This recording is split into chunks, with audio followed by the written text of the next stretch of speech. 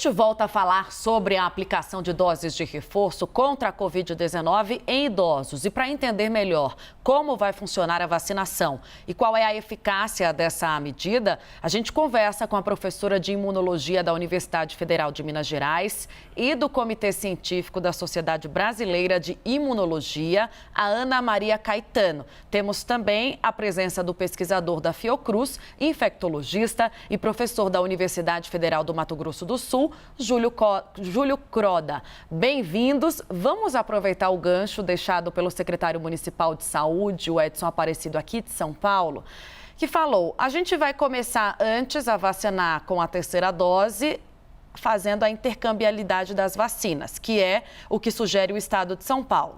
A partir do dia 15, quando chegarem as doses da Pfizer, a cidade de São Paulo dará prioridade a essa orientação que foi dada à saúde. A gente quer entender melhor. A intercambiabilidade das vacinas, ela na visão de vocês, é uma possibilidade, traz algum risco ou não? Ou seria o mais correto e adequado utilizar somente a vacina da Pfizer para a dose de reforço?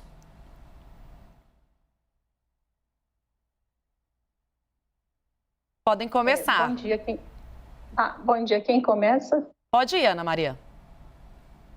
Bom dia a todos, né? Eu acho que a necessidade da terceira dose, ela existe, né? Já tem os dados mostrando no Brasil que os idosos, principalmente, aumentou a hospitalização e morte, né? Desde junho até agora, 2 vezes. Então, são indivíduos que têm um problema, né? Porque o envelhecimento leva uma redução na resposta vacinal e provavelmente na durabilidade da resposta imune pós-vacina. Então, eu acho que é correto, né, priorizar esse grupo agora, principalmente os acima de 80 anos. A intercambiabilidade é uma questão que a gente testou pouco até agora, e o único teste que existe é um estudo da Oxford, né, que foi feito entre a AstraZeneca e a Pfizer. Então, nós temos certeza, assim, a gente tem um estudo muito bem feito pela Universidade de Oxford, mostrando que a vacina da Pfizer, ela funciona bem, né, com outra vacina, né, como uma vacina heteróloga. Então, de fato, eu acho que pelas evidências científicas que a gente tem hoje, ela seria a vacina de escolha, principalmente pela efetividade dela também, né, nesse grupo, nessa faixa etária que já tem um defeito mesmo na resposta imune. Então, eu acho que é correto priorizar a vacina da Pfizer, principalmente para esses grupos etários aí, acima de 80 e 90 anos. Júlio Croda, você pode seguir também respondendo a mesma pergunta. Bom dia, Tainá. Bom dia, Ana, Marcela. É um prazer estar aqui, né, debatendo esse assunto que está na mesa aí dos gestores no sentido da tomada de decisão. Primeiro, deixar claro, né, que a nota técnica do Ministério que fez essa recomendação, ele prioriza a Pfizer, mas eventualmente, se não estiver disponível, ele possibilita a aplicação de AstraZeneca e, eventualmente, a Janssen, que nós não temos disponíveis nesse momento. Então, a nota técnica que tem um respaldo do Comitê Técnico Assessor do Programa Nacional de Imunização, que tem um respaldo das sociedades científicas que fazem parte desse comitê. E por que essa recomendação técnico-científica na escolha desse imunizante? Como a Ana falou, existem já estudos mostrando que produz uma resposta imune mais robusta, sem eventos adversos mais sérios. Existe um pré-print também de vida real, mostrando que a utilização de Coronavac com AstraZeneca mostrou ser superior na produção de resposta imunológica, principalmente de anticorpos neutralizantes, a combinação heteróloga, né, comparado com AstraZeneca e Coronavac. E a gente tem dados consistentes que a Coronavac para o público mais idoso, acima de 70 anos, mas principalmente acima de 80 anos, como a Ana comentou, tem baixa efetividade, né? Abaixo de 50%, e são dados, inclusive, do estudo que eu coordenei no estado de São Paulo.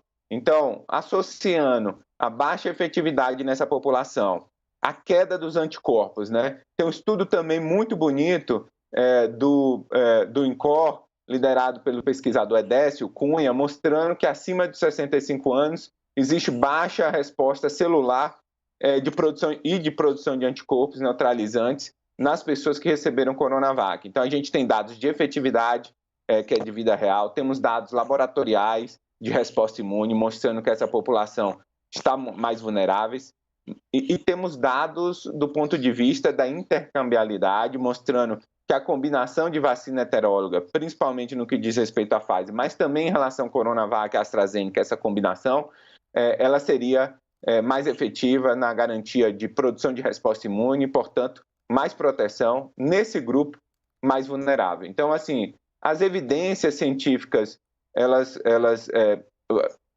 na verdade, todas essas evidências, elas apontam para o caminho da intercambiabilidade, principalmente de outras bases tecnológicas, de vacina de RNA ou de vetores virais, mas não existe, claro, uma recomendação da utilização da Coronavac, especialmente como dose de reforço, nesse grupo de idosos acima de 60, 70, 80 anos. Então, a grande discussão, e a maioria das sociedades científicas apoia a nota técnica no Ministério, é que a Coronavac não deveria ser utilizada nessa dose de reforço, especificamente nessa população que já tem uma resposta menor a esse imunizante.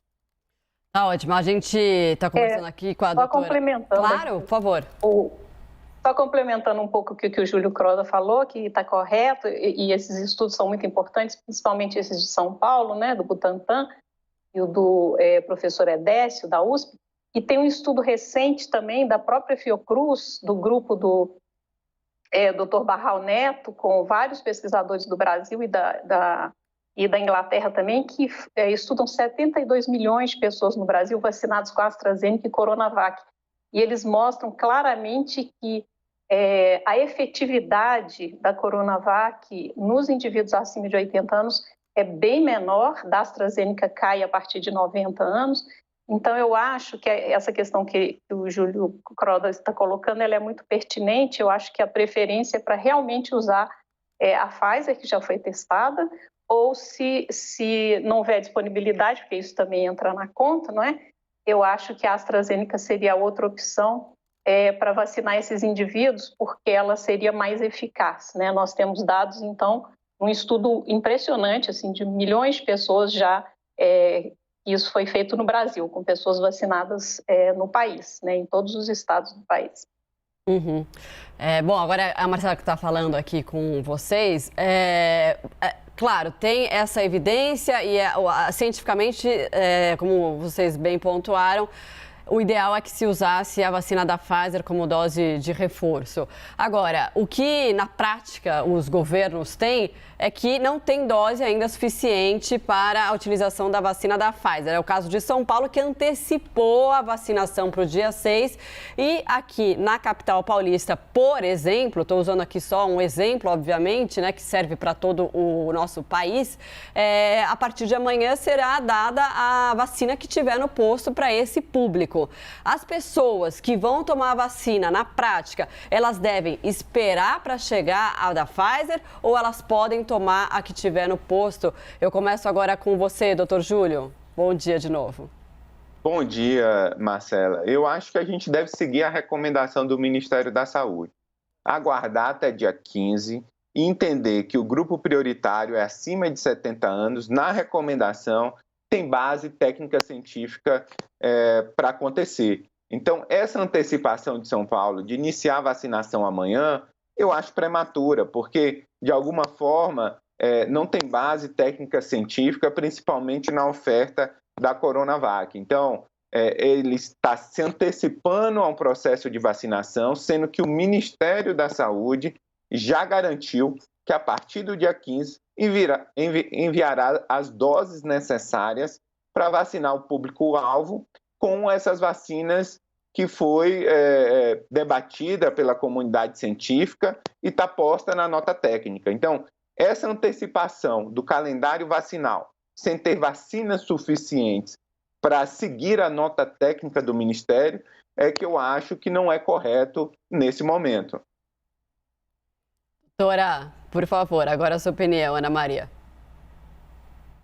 Eu concordo com o Júlio, eu acho que entre amanhã e dia 15 é muito pouco tempo, eu acho que não tem sentido a antecipação, eu acho que as evidências que a gente tem é que essas outras vacinas são mais eficazes nesse grupo etário, né, que é o grupo idoso, que é a grande preocupação agora.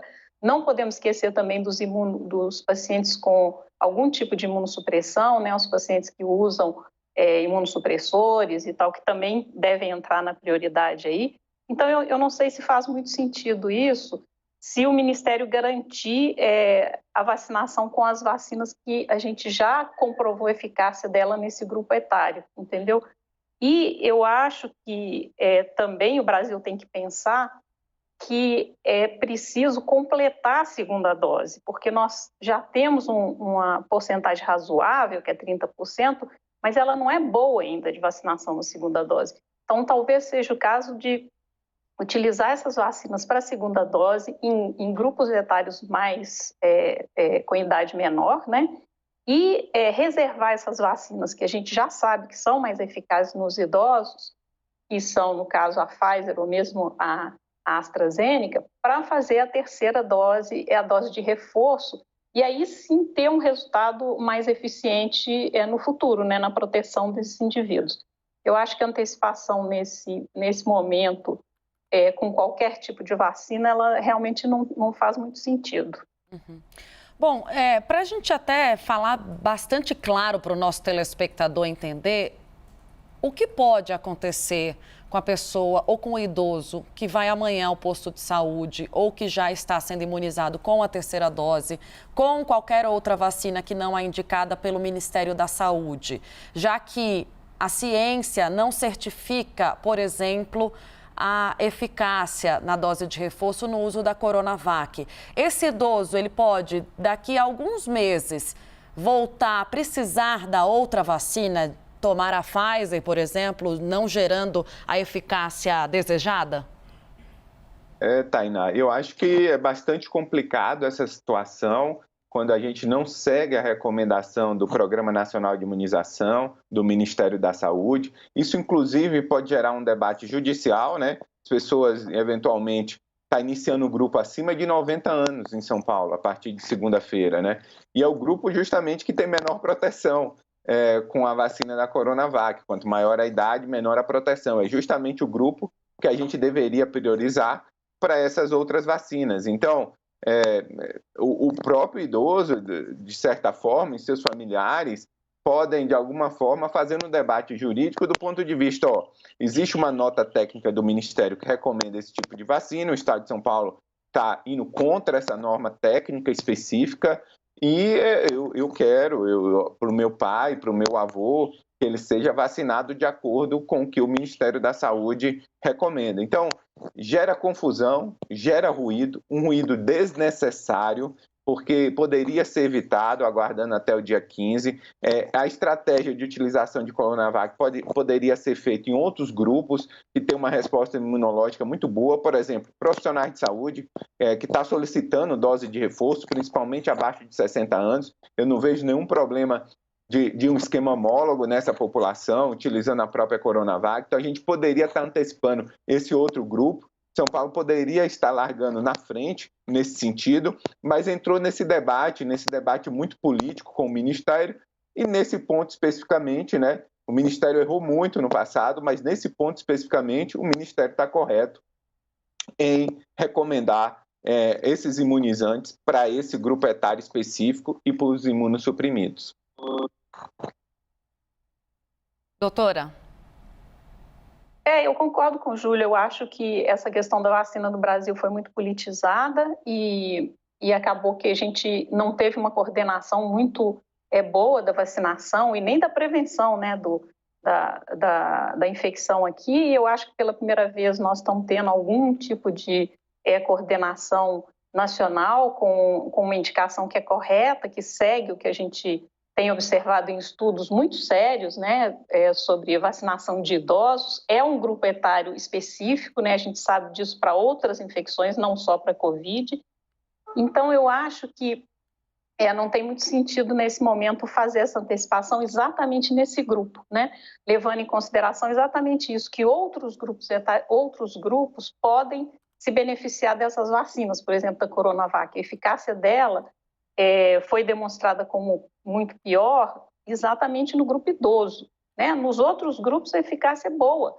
Então, não tem sentido criar esse ruído aí e essa descoordenação exatamente no momento em que a gente está começando a ter um ritmo de vacinação mais adequado e que, finalmente, o Ministério da Saúde resolveu fazer uma coordenação nacional e criar diretrizes baseadas no que a ciência tem publicado, no que os estudos têm mostrado. Então, acho que realmente não faz sentido. Eu acho que o ideal seria que a gente obedecesse agora as diretrizes do Ministério. Elas fazem todo sentido, né, com relação a tudo que a gente foi aprendendo ao longo da pandemia, porque ela foi dinâmica, né? A gente está tentando fazer estudos enquanto ela existe e é isso. A gente tem estudos, inclusive, no Brasil mostrando isso. Então, eu acho que agora o correto é realmente centralizar e seguir a diretriz do Ministério da Saúde, que está correta. Tá ótimo, a gente conversou com a professora de Imunologia da Universidade Federal de Minas Gerais e do Comitê Científico da Sociedade Brasileira de Imunologia, Ana Maria Caetano, e também com o pesquisador da Fiocruz, infectologista e professor da Universidade Federal do Mato Grosso do Sul, Júlio Croda. Eu agradeço muito a vocês dois, esclarecendo aí o processo de vacinação no nosso país. Muito obrigada, um ótimo dia e até uma próxima. Até, é um prazer. Até, foi um prazer. Bom dia para vocês.